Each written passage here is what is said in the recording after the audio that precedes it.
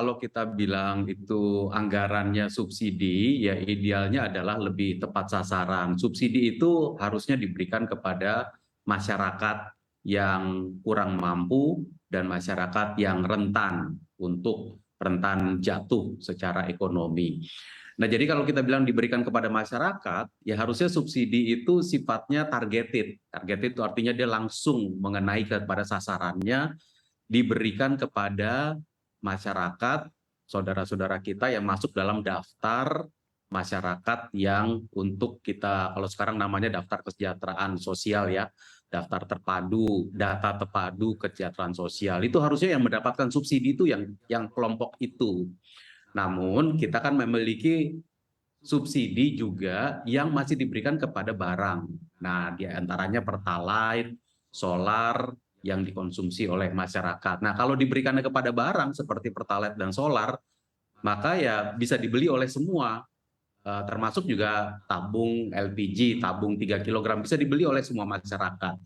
Nah, ini nggak bisa dibuat tepat sasaran kalau dia seperti itu, tapi kita sekarang berusaha membuat supaya dia lebih tepat sasaran. Kalaupun dibeli oleh masyarakat, ya tidak dibeli oleh mobil-mobil yang terlalu kaya, mobil-mobil yang bagus. Ya, kalau kendaraan umum ya harusnya bisa diberikan, karena itu digunakan oleh seluruh masyarakat, kendaraan kecil, dan ini yang harus diatur lebih lanjut yang tadi juga sudah disampaikan di caption pembukanya. Baik, Pak Swasil, tapi sebetulnya seberapa efektif sih Pak untuk kenaikan harga BBM ini dalam mengatasi potensi overkuota subsidi BBM ya Pak? Karena kalau kita lihat kan ini memang sudah meningkat 3 kali lipat begitu Pak, dari 152,5 triliun menjadi 502,4 triliun dan tentunya ini akan meningkat terus Pak gitu. Yang 502 itu pun belum cukup ternyata, gitu. Kalau kita estimasi sampai akhir tahun, dia bisa 698 triliun, hampir 700 triliun. Nah, karena itu ketika kita melakukan perhitungan ini, faktornya itu ada 3. Satu, tadi kuota ya meningkat. Kedua, harga minyak dunianya yang meningkat juga. Jadi dengan harga minyak dunia meningkat, maka ya otomatis beban yang harus kita bayar juga meningkat. Yang ketiga adalah kurs. Kurs tadinya kita perkirakan 14.400, sekarang kita lihat rata-ratanya ada di 14.750. Nah, ketiga faktor ini. Nah, kalau soal volume ya, soal volume itu adalah konsumsi. Jadi, kalau volumenya lebih besar, itu konsumsi lebih besar, dan ini mengindikasikan bahwa masyarakat itu melakukan aktivitas lebih banyak. Nah, di sisi itu kita senang kalau volume membesar. Tapi volumenya membesar kemudian ada subsidinya, ini yang harus kita tangani. Nah, saat ini 502 triliun itu sudah membengkak sampai dengan estimasi kita 698 triliun.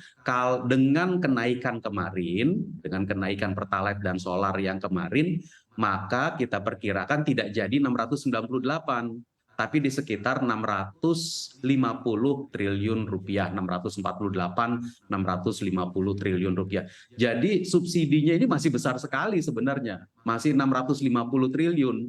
Meskipun kita sudah melakukan peningkatan harga Pertalite dan solar, khususnya sejak hari Jumat kemarin. Nah, tentu ini kan efek dari peningkatan harga ini untuk 4 bulan ya, September, Oktober, November, Desember.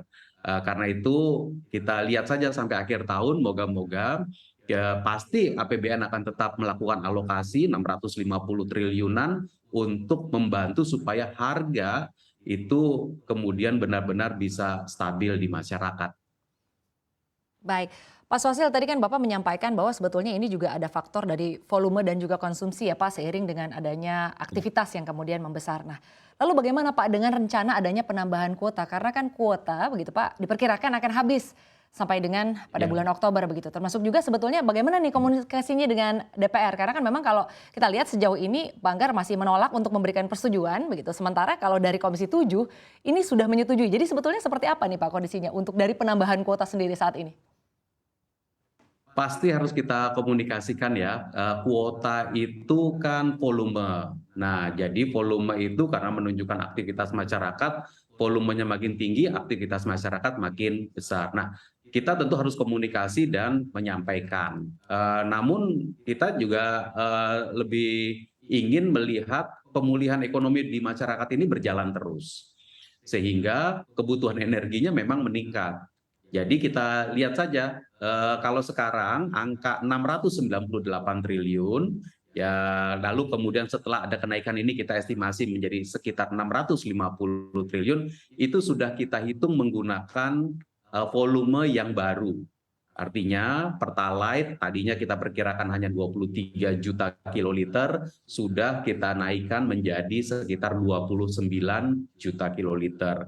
Kalau solar yang tadinya kita perkirakan hanya di sekitar 15 juta kiloliter, sudah kita naikkan menjadi 17,4 juta kiloliter untuk mengantisipasi gerak aktivitas masyarakat ini. Dan tentu nanti pasti akan kita komunikasikan kepada DPR.